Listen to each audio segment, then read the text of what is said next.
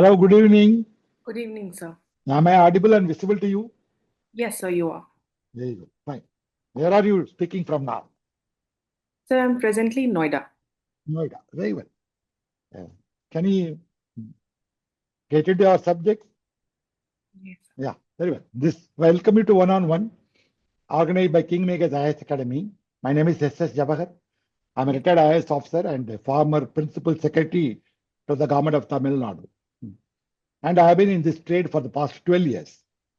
So this one-on-one is to enhance the confidence of the candidate and give a kind of an informal session where it will explore some what you call a real life scenario cases where we'll discuss DAF, current affairs, then doubt clearances. Then we go for a feedback on both sides. This will do it within some 40 minutes, right? Okay. Well, now we'll go ahead. Can you make an introduction to the panel members? Yes, sir. So my name is SHREYA JHA, and I have graduated in the subject of law. Yes. So it is BA LLB honors to be precise. Yes. So it was a 5-year integrated course and graduated in the year 2021. Yes. Since then, I have been preparing for the UPSC Civil Service examination, and I hail originally from the state of Bihar. But due to the transferable nature of my father's job, I had an opportunity to grow in various states and various cities of the country. So I did schooling from various places. And so this is about me. We could make, can make a small introduction about you in writing. When you write down any extra flesh, you can cut out. Yes. Then you make a very crisp introduction, whatever you want to say. If they ask any additional, you can provide. Normally, I tell them have mini answer and micro answer and macro answer. Micro should be 15 seconds. Macro should be 40 seconds, around 40 seconds. Hard and fast rule. This is the kind of how to carry ourselves forward.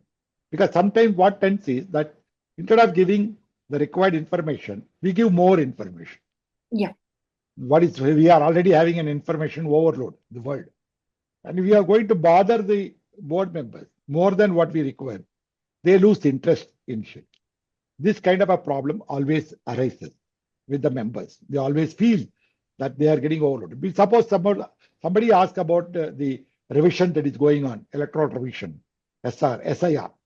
Then, they start talking about Election Commission of India being mandated with Article 324. Don't they know about it? No. The issue is that we tend to, display our knowledge. When you are young, that will be there. I also did the same mistake. Right? So over a period of time, we understood that many of them, they don't like it when we discuss with them. Particularly when you have to look at the chairperson. Is he a scientist? Is he a serviceman, retired army officer? They have an innate hatred towards administrative officers. Any service, civil service. They always think that their areas are better. It's general prejudice. If you happen to get a retired DGP, retired chief secretary, that is different. This is all we don't have. It is all a luck whom we get. Sometimes our own persons have a lot of prejudice. They have prejudice towards language, region, religion. We say we are all without any prejudice. Can we touch our heart and say that we do not have any prejudice? Yes. The subjective prejudice, according to me, is always there. It is our duty to overcome that. Is our board. So always mind the chief chairperson. He is the man. This is your first interview? Yes, sir. Yeah. It's very important to know the chairperson is the man who ultimately calls the shot.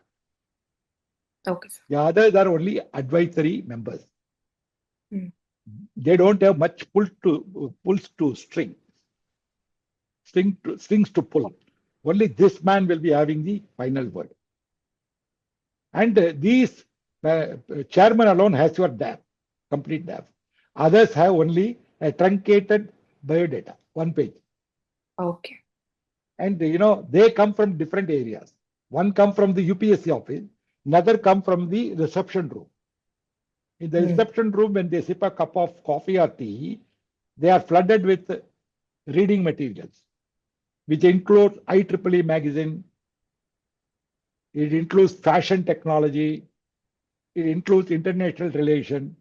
Then you now understand how some questions they bring it from the blue. You will understand why this kind of a question being asked. In IAS, it is an open-ended where you cannot say the question is wrong. Always the answer. How to put our answer in such a way where we reflect our personality.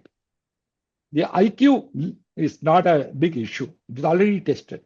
Your emotional quotient, your personality traits, that is going to be tested.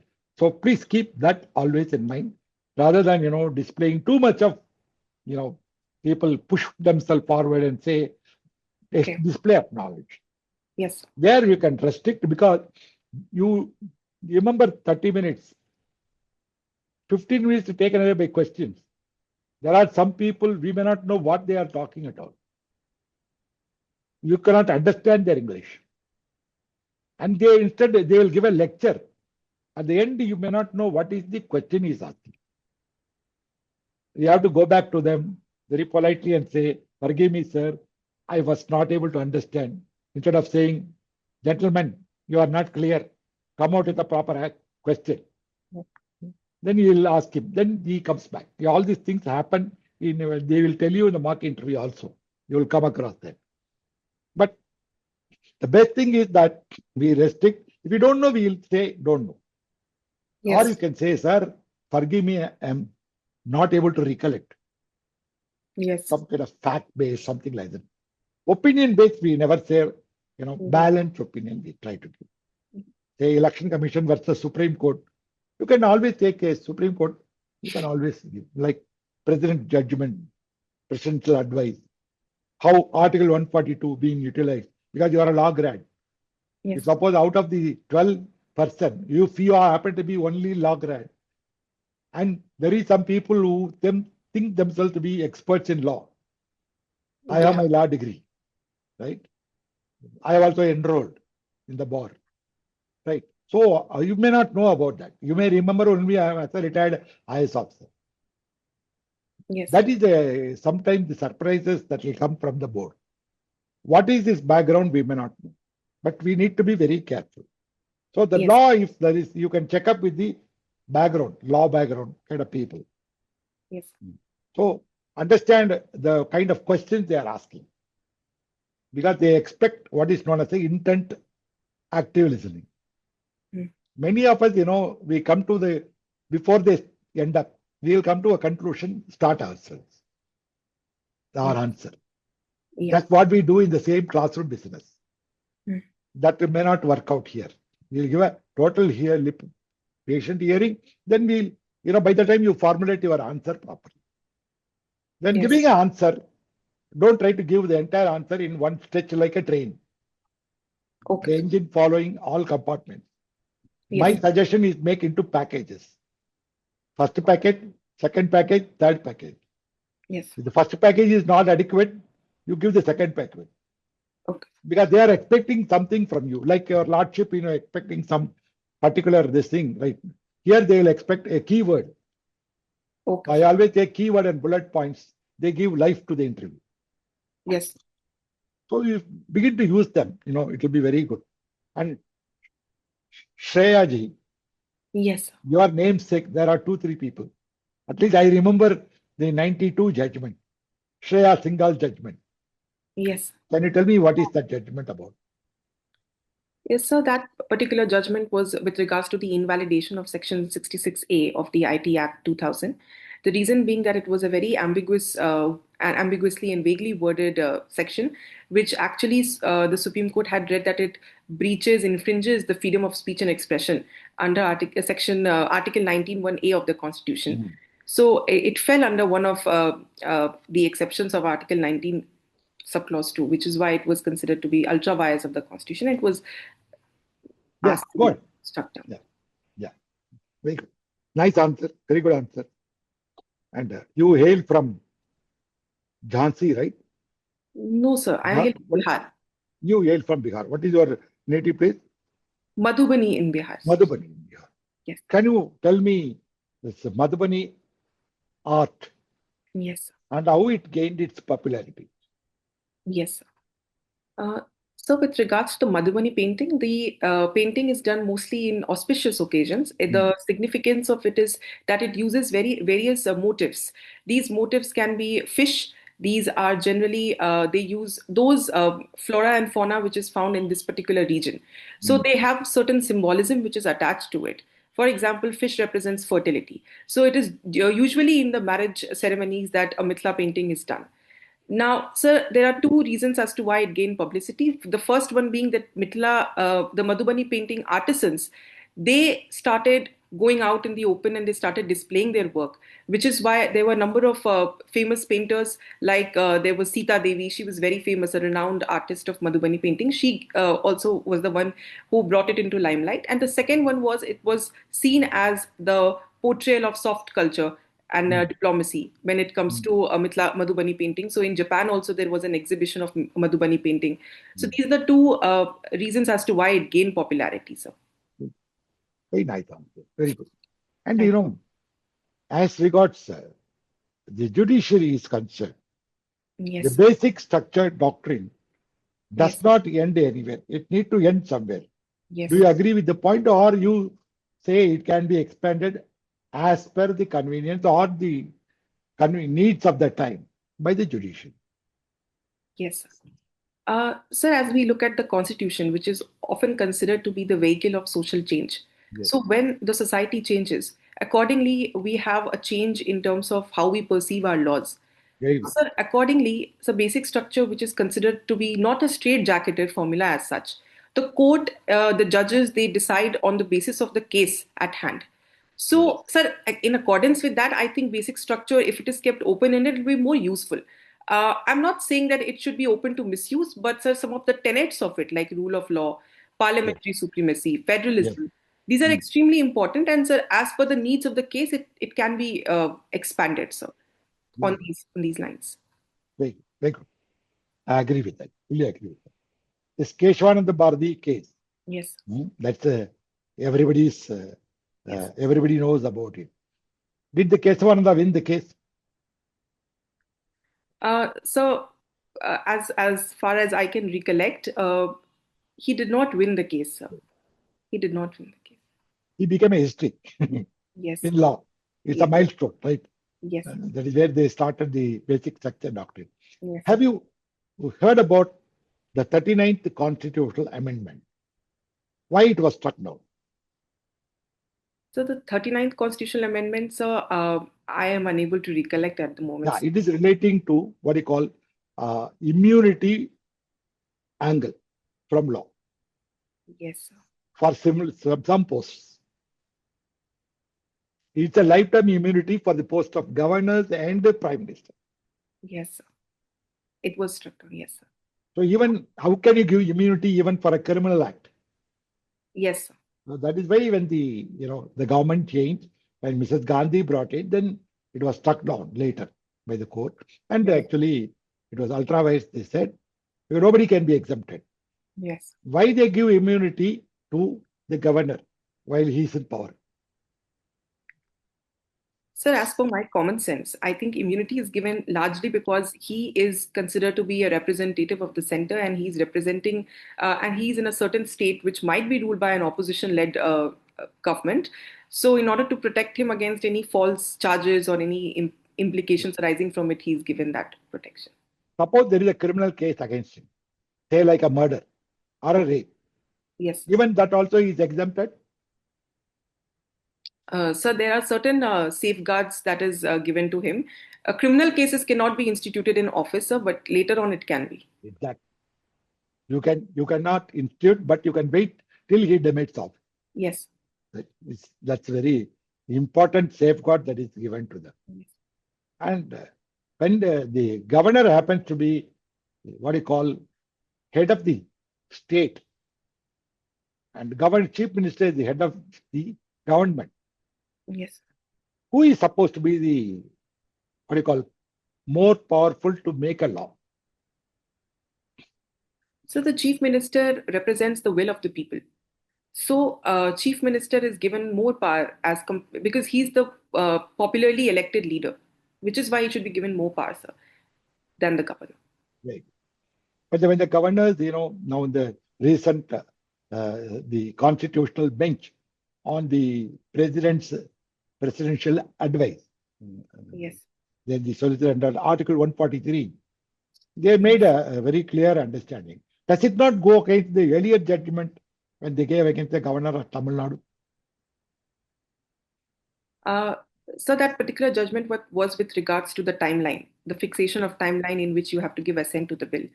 So Otherwise, it will be automatically deemed to be a law. Yes, sir.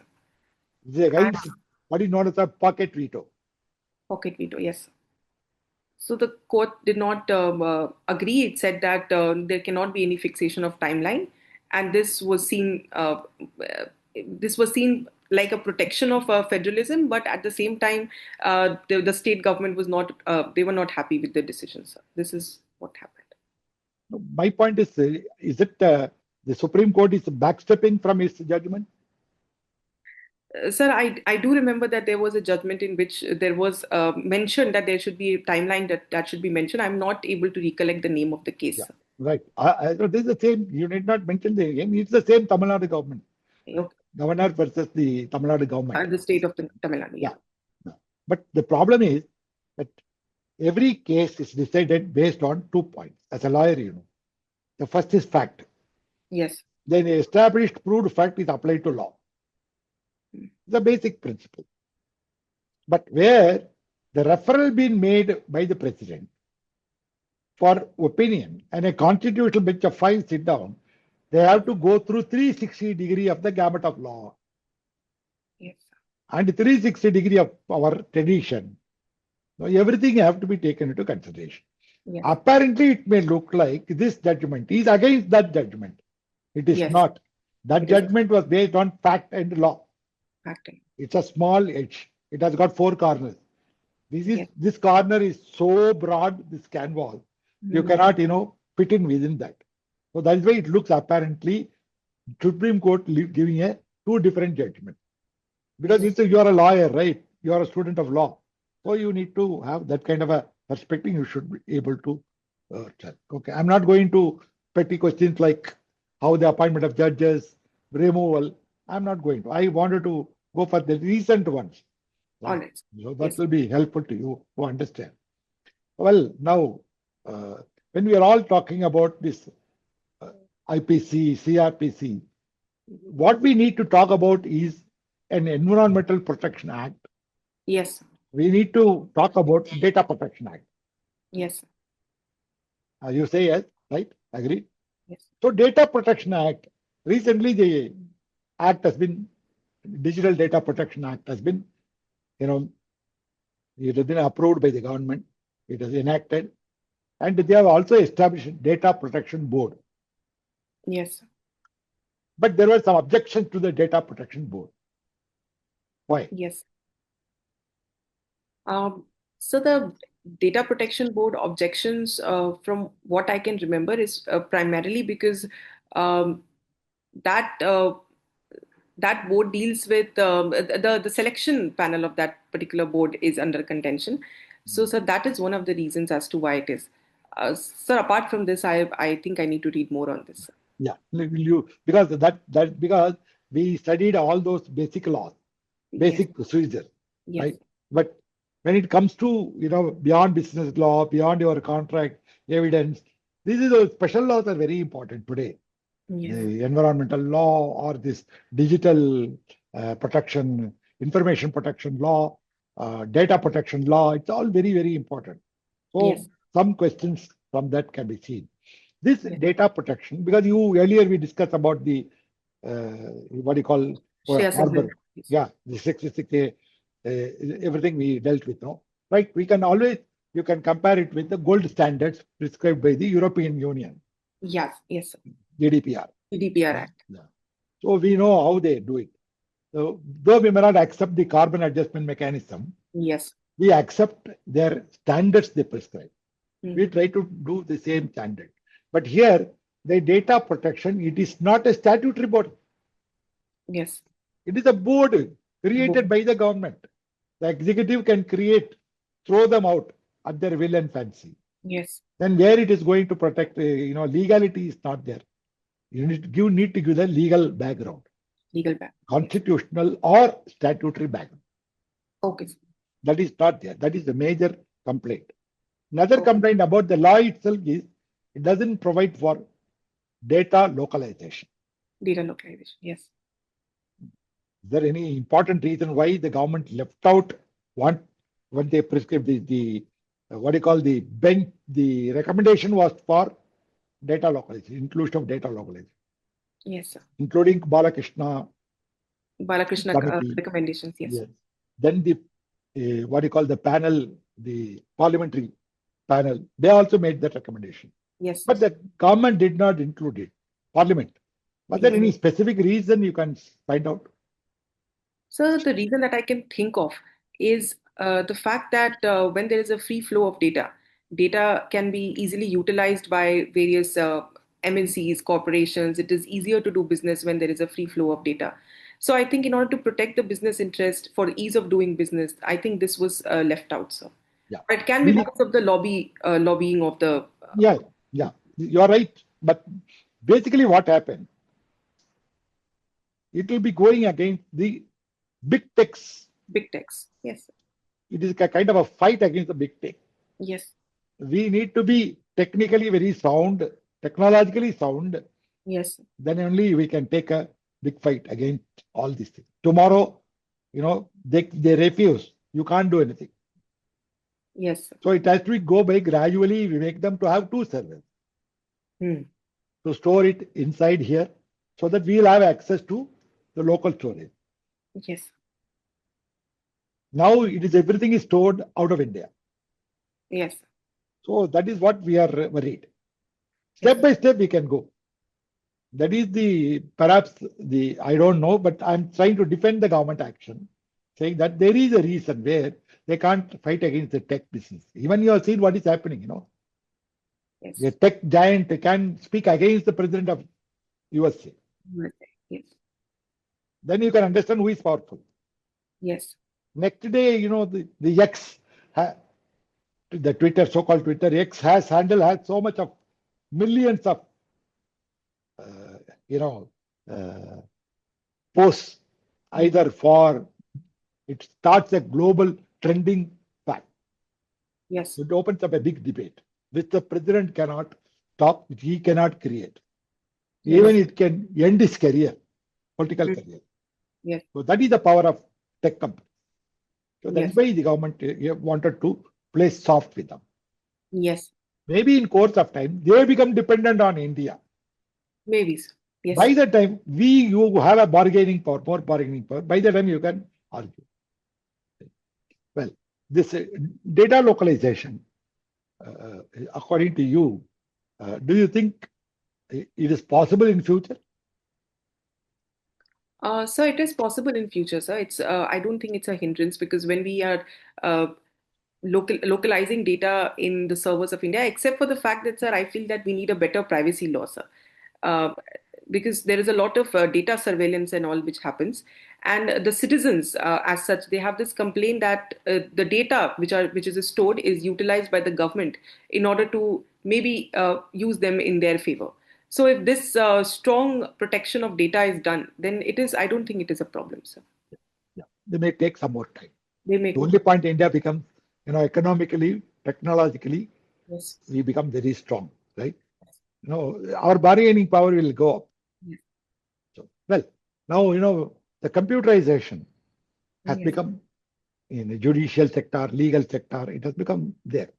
But now it is a time for entry of AI. AI, yes. What is your suggestion to incorporate AI in, say, judiciary or in the legal profession? Yes. So firstly, addressing about the judiciary part of it. So when we see AI, there are two things that are coming into the news also, and I have an opinion on it also. The first one being that AI they are using AI in maybe in some of the courts, not in India but in other jurisdictions, to pass a judgment. So AI judges is something that is also in the news, and the fact that AI has a lot of inherent biases in them. Yes. So I think there is an issue with impartiality of the AI which comes into place. Yes. So the AI bias, for example, an AI may be biased towards a particular race. So racism can be an issue when we are employing AI in the judiciary. That's one thing. And secondly, many lawyers are using AI to do research. So in that case, there are a lot of, like in India also, the court had said that this is a made up case law. They took two different cases and made one plaintiff, one defendant, and they made a new case altogether. Yes. AI did that, and AI had no knowledge about it being an original case. So this issue is again something that is coming into, we have to be very careful about it. This is about the judiciary. You're raising only red flags. Yes, sir. This is a something that, yes, sir. And so there are positives to So it. there are no positivities. No, sir. So there are positives to it. So the reason being that if we use AI as a tool, as opposed to AI being the master, I think positives will come out. So if How do you're, you make your AI as a tool instead of a master? yes, sir. So like we know that there is an issue of pendency of cases in India, a huge pendency of cases. So what we can do with respect to AI as a tool is we can easily classify those cases. We can, especially in the lower courts, the trial courts, AI can be used to arrange the dates, because there is a lot of messing up of the dates which happens there in the Excellent. Very yes, good. Go ahead. in the lower courts. So I think it can be used in that if we are using it as a tool. And again, sir, AI, for example, it has been used to kind of collaborate with the police department also in order to understand the criminal history of the person. So Yes. it becomes very easier for the court to understand that person's background and everything. So AI can be used as a tool that way, sir, because it can be a very good collaborator. It can be a very good compilator, and for research also, empirical studies also, it is very, Even, inside a law firm, yes, sir. you keep all your this thing. Today, you can make your own agentic tool. Yes. Suppose you work in a law firm. Yes, You sir. have your own cases. Yes, sir. You have put your own case laws. You create a bank, right? Information bank. Yes. You can have your own ChatGPT.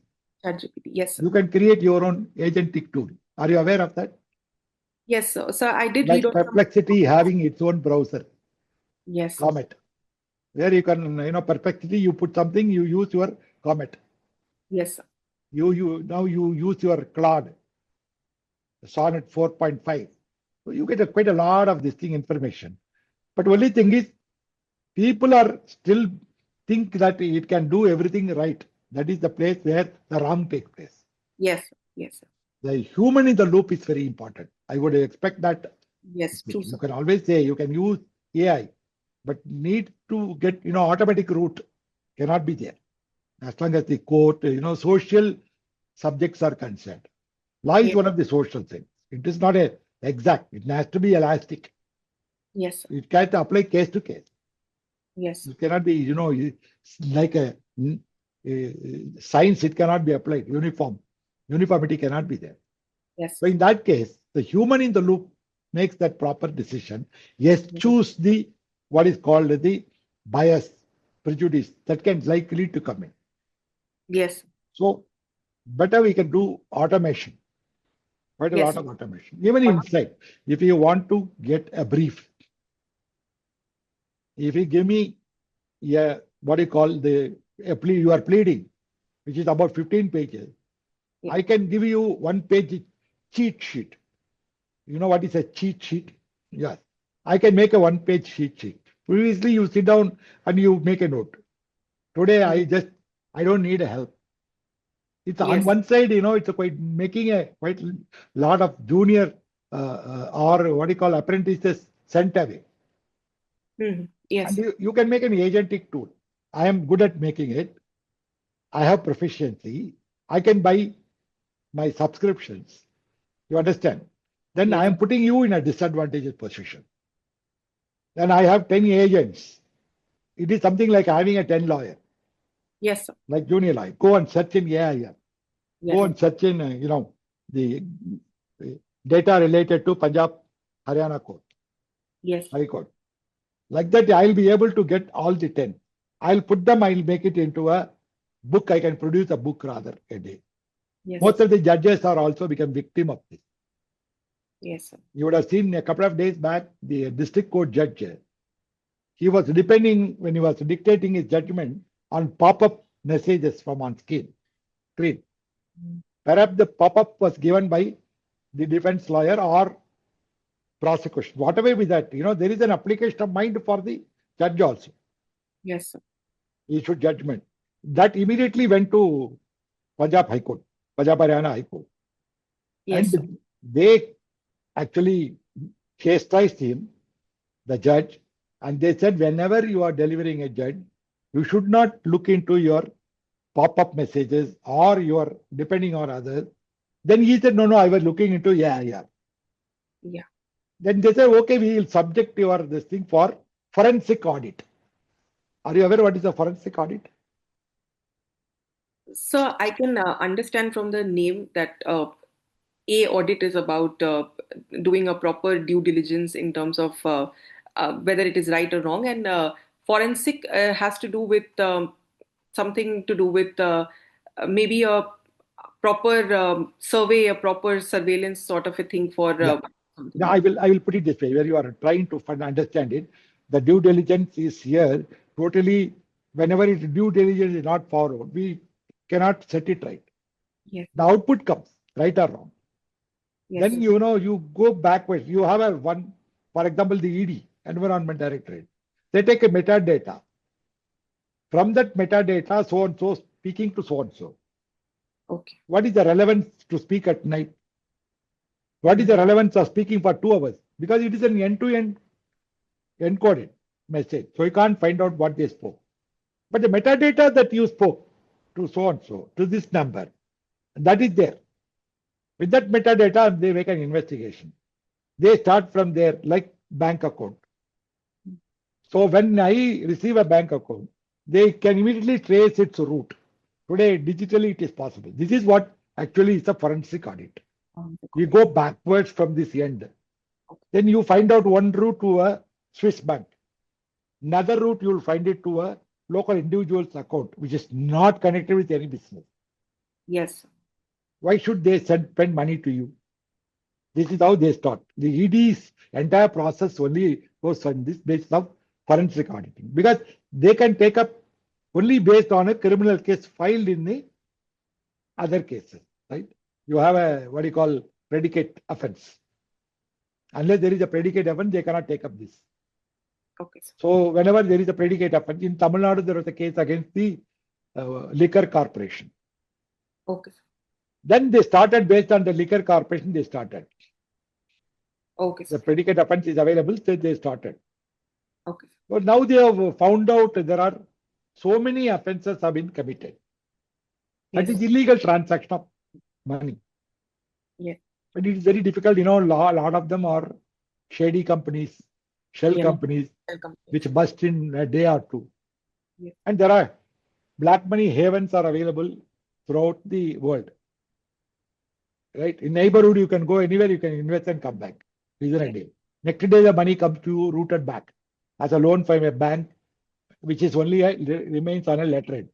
All these things, better we'll have little more understanding of your environmental law, digital law. If suppose they only bank on this law to grill you, very well. So we'll just go away from that. You go have the Best Student Award in 2018. Yes. So, is it a matter of happiness still there in your mind? It is so. I am happy about it. Yes. Right. Must always feel proud for whatever you have done good. So that way you can always say, yes, I'll do it. Yeah, that's very positive approach. It should be there. And your hobbies are cooking Mithila cuisine. Yes. What are the Mithila cuisines, according to you, are popular, in which you are familiar with? Yes. So, sir, we start with fish because fish is found in a large quantity in that region because of a number of rivers which flow. So, fish is something that is made in a specific manner in Mithila cuisine itself. And sir, apart from that, we have the other very popular dish, which is called arikot, sir, in that language. It's a colocasia leaf, and it is properly padded with besan, and then it is properly dried, and then it's cut into small pieces and made in a mustard gravy. So that's one. And the third part of it is those sweet dishes which are made during the Chhat festival. So in that we make a dish which is called thekwa, and it's made from wheat flour itself, and we add a lot of sugar and gur and everything in it, and we add ghee to it, and then we fry it in ghee. So these are small cutlet shaped. In English, it's cutlet only. That how it'll look, but it's sweet as opposed to the saltiness of a cutlet. Yeah. The way in which you are describing, I feel like eating the dishes. Very good. Very good description. I have no idea about it. Maybe perhaps somebody who is sitting in the board may have idea about that, right? It all depends upon how the board gets constituted. Yes. And were you on any kind of a mock, what do you call your mock moot courts? Moot court, not mock, moot Yes. courts. Yes. Were the moot courts in the law education useful? But they were useful in the sense that they develop a lot of public speaking skills. B, they help in like in future if you want to become a lawyer, it helps. It's a good background to help you become a lawyer ultimately. And third, it helps me hone the legal knowledge also, because they are generally based on some moot problem, some law. And for example, so when we did a moot on space law, so it really helped understand, because it was something which was not taught in the regular curriculum. But we ultimately, when we got the moot problem, we understood what the space law concept is altogether. And we started from that, and then we had to claim a compensation in that. So we understood how we have to go about Very it. good. Yeah, very good. Good answer. And you know, on one side, we have a large number of law colleges, private, government coming up with 5 years, all integrated courses. On another side, we have a lot of people loitering in the prison, even without getting the basic legal aid. Yes. Is it not a paradox? How do you address this paradox? Yes. Sir, this is a paradox indeed, but we need to view it from the angle that till the time that lawyers are not going to chase money, they need to stop doing that, because see, law is also a humanitarian profession in the end. That is how we are going to address legal aid issue, because legal aid, these are generally pro bono cases, and mostly lawyers refrain from entering into, because they are not going, they know that they are not going to get paid well, Yes. so they don't take those cases. So, though we have a lot of lawyers coming up, they mostly concentrate in certain areas which are more monetarily viable for them, and the poor people, they get left out, which is why legal aid is suffering, so at the moment. Right. And why not? My point is, when I was trying to connect not lawyers, I'm trying to connect law schools and students. Yes, sir. Uh, Can it not every law college, every classroom takes up a particular jail and they visit and find out who are the people yes, they are not able to get the help? yes, sir. You can do that job. Yes, sir. That not necessarily one need to become a lawyer, right? That is true, sir, because in our college also we did have legal aid camps, and in that they used to visit the jail in Ghaziabad, and they visited some jails in the remote region of NCR also, and there they understood that this is the plight of people, and this is how they are, especially those who are in under trial. They are under trial for a very long time, so how to sort of represent them. This is something that they understood. The children, they did understand that. But still, it is not answering my question, right? So sorry, sir, I'm not able to precisely No, understand. the point is, when we have too many colleges, Yes, sir. why don't the colleges adopt villages? Why don't they adopt certain jails, Yes, sir. certain prison? That Right? should be done, sir. Yes. So this is a not. It is a within the probability. Maybe the same case with the private institution. Why do they do that? They are not going to get money. Yes, sir. Why the retired judges are unwilling to help them? Because they are interested in business. What do you call issue? They make a one visit to Singapore. They earn Yes. their livelihood requirement. Yes. Why should we bother about it? Then the systemic problem is there. Yes. The law is not helping the poor. Always Yes. they say, rich, the law rides on the poor, rich ride on the law.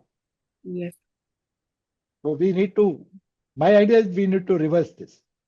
Yes. Maybe it is not, you and I cannot do it, but maybe a course of time, it may become a reality. Right. So, like we have a CSR initiatives can help. Like in MNCs, they do have CSRs. Yeah. If they, I'm not saying CSR as it is, but if they bring something on those lines, it can be a little because that way they can spend extra money in Very CSR good. and then You're use it. talking about CSR. You're opening new area for discussion. Hmm? Yes. So when did this mandated CSR was introduced in India? Earlier, it was a philanthropic-based CSR.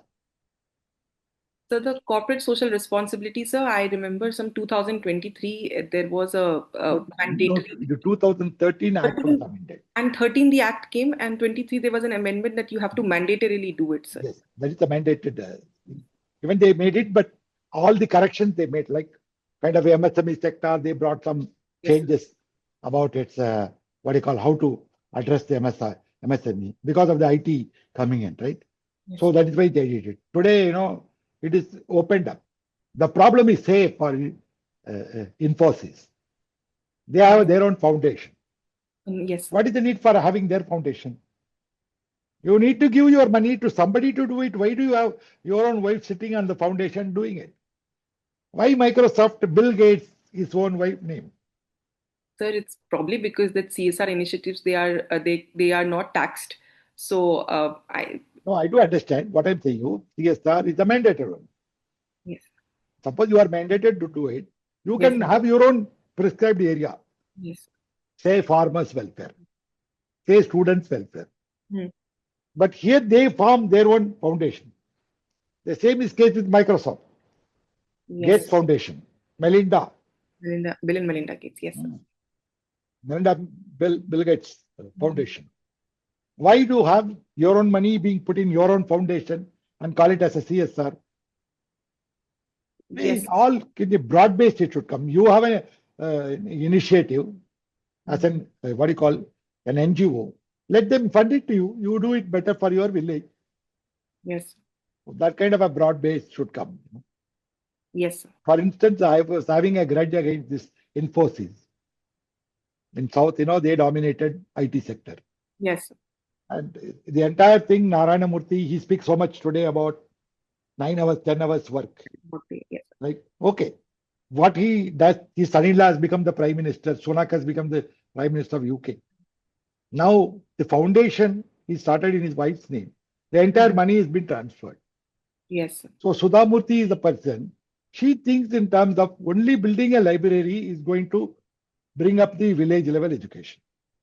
Yes, sir. I don't think it is wrong or right. Yeah. See, I'm telling you, even whenever we have a discussion like this, if we carry forward with subsequent further questions. And I'll ask you any question that I have in future, sir. Thank you so much, sir. Yeah, wish you all the best. Thank you so much. Sir. Thank you. I will. Thank you.